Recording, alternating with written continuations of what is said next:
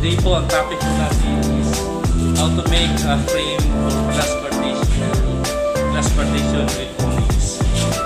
So yun po topic natin guys. So ngayon papakita po namin sa inyo kung paano po gumawa ng frame, mga pisa po. Ang unang step po natin is titik po natin yung layout. Ito po yung drawing layout natin na kailangan. Ito siya guys, oh. Ang size po ng partition natin 265 cm yung haba by 201.5 cm yung height. Ang main frame po natin mga guys is tubular 2x4 analog color. So once na may layout po natin, ikakat po natin siya sa required na haba as per sa layout po na kailangan. So after po makat na yung mga sizes ng mga frame, i-start po natin yung pag-assemble. Pero before that guys, ang kailangan natin bago natin i-assemble yun, kailangan natin yung mga brackets na putol-putulin at bubutasan, i-drill din natin para pag in-assemble natin yung mga brackets, madali na sa i-revit. Ayan po guys, oh, i-drill na po nila yung mga brackets natin. Once na may maputol na po. Ang angle bar, all made in aluminum. Yun, kakat po nakasama natin yung size ng brackets natin.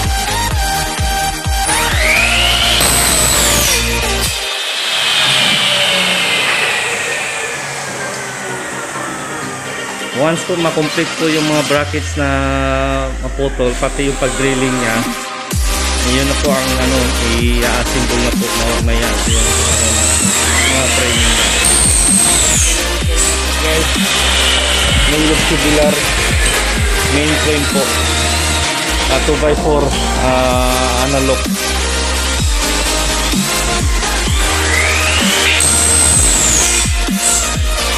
Actually may nagawa na po tayong isang set po na glass partition composed of fixed panels and awnings. Yan po guys, oh. Isa pa yan nagawa natin. Ang required po na partition is mga 7 sets po, 7 units. 7 po yan, ganyang kalaki halos. So, pangalawa pa lang yung gagawin namin ngayon. Sa ngayon po, dinidrill po na kasama natin yung mga brackets.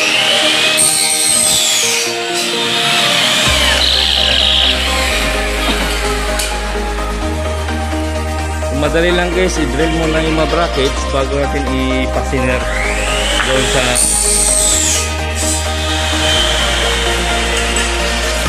pero medyo matalas po yan. Pag hindi nyo kabisado, kailangan po natin i-kikil muna. At least matanggal po yung mga niya, dumi sa gilid, mga talas-talas po.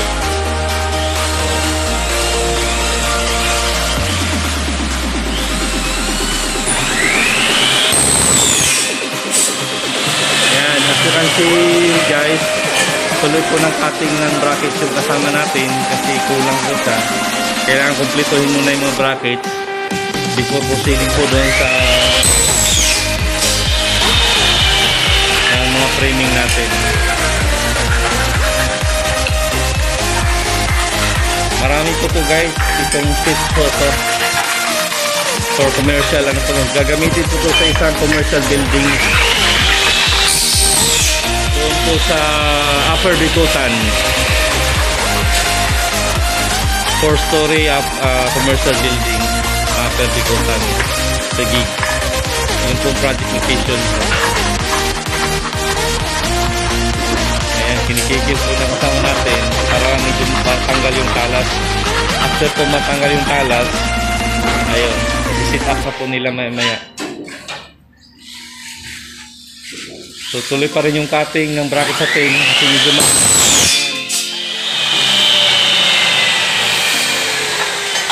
kasi every joint 1 brackets po, every joint.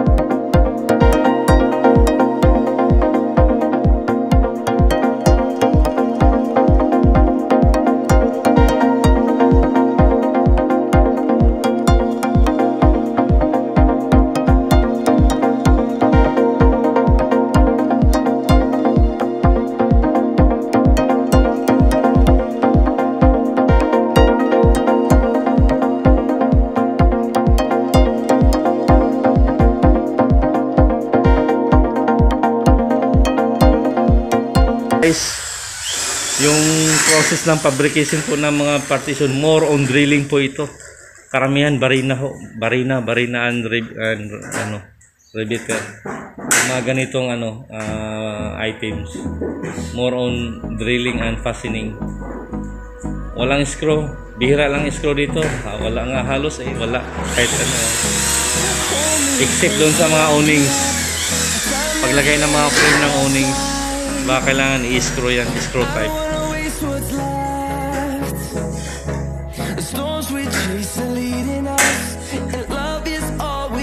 So once po malagay nila lahat ng mga bracket sa mga dulo ng mga frame natin, i-assemble na po sila na parang kagaya dito sa isa na idugtong-dugtong na po para lang mabuo na yung pinaka perimeter ng partition, yung pinakalabas, pinakapaikot, bago yung mga members sa loob, yung mga vertical members sa loob, interior part. Kasi yung partition po natin guys, yung sa baba po, yung tatlong opening, fixed type po siya, fixed glass po ang gagamitin natin dyan. So naka-steady lang yung salamin dahil fixed type po. Yung sa upper portion naman,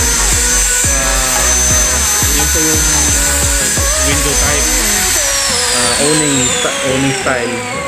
Pinakabintana niya, kung gusto nilang buksan, pwede nilang buksan para may ventilation. Owning type po yung sa upper portion, pero sa baba fixed type yan. So fixed po yung salamin. Yung kulay pala ng salamin natin guys, kulay bronze po. Kulay bronze, yung standard po, normal na ginagamit.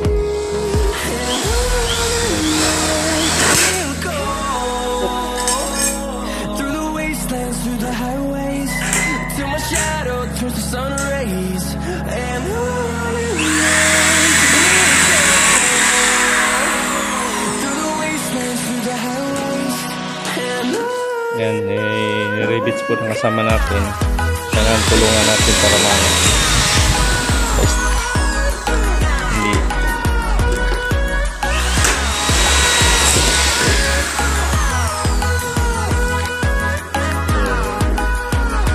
Habang yung isa ay nagdi-drill, nagtipis ng bracket, yung kasama naman natin nagbubutas doon sa mga bracket. At least 3 holes po ang kailangan natin dyan pag malaking bracket na ginagamit.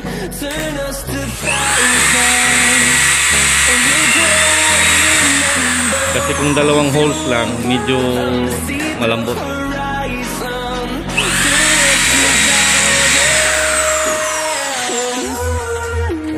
Ito po yung mga frame natin na hindi pa nagagamit.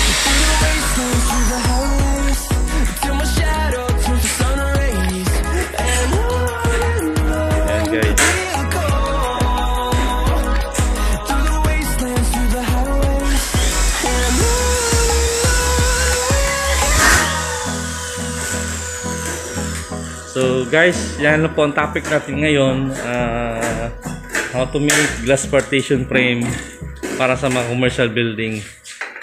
So paki-share lang po, paki-like, and don't forget to subscribe and click the button bell para ma-notify kayo sa mga incoming videos. And thank you for watching. Have a nice day. Bye bye.